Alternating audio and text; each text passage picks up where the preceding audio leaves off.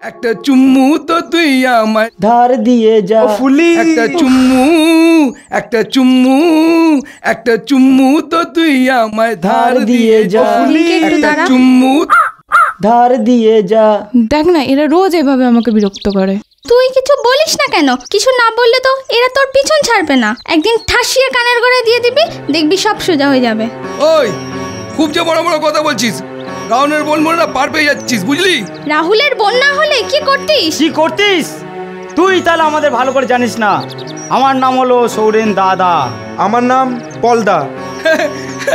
আর আমার নাম তো সবাই জানে, কারণ কলকাতা মাত্র দুটোই দেব আছে, একটা ওই হিরো আর একটা জিরো।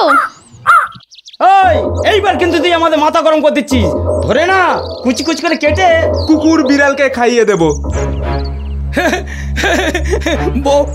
ভয় পেয়ে পুলিশকে ফোন করছে। কর কর কর কর। তুই হয়তো জানিস না, এখানকার পুলিশ আমার বাবার বন্ধু হয়। আমাদের চোলার ব্যবসায় প্রতি মাসে ঘুষ খায়, বুঝলি? ঘুষ খায়। ভুল করছিস, পুলিশকে নয়, আমি আমার বাবাকে ফোন করছি। রিং বাজছে, তুলছে না কেন? বাবাকে কেন?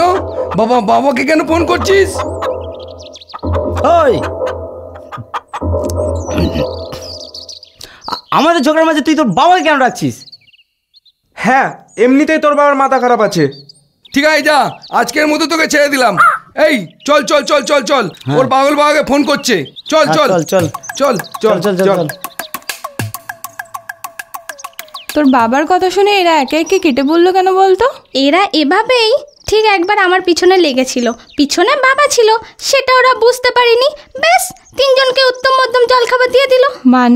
মানে তিনজন বাবার হাতে প্যাদানি খেলো। তোর বাবা একাই তিনজনকে মারলো? আমার তো বিশ্বাসই হচ্ছে না। তুই তাহলে আমার বাবাকে চিনিস না। আমার বাবা প্রতিবাদী মানুষ, অন্যায়ের প্রতিবাদ না করে থাকতেই পারেন না।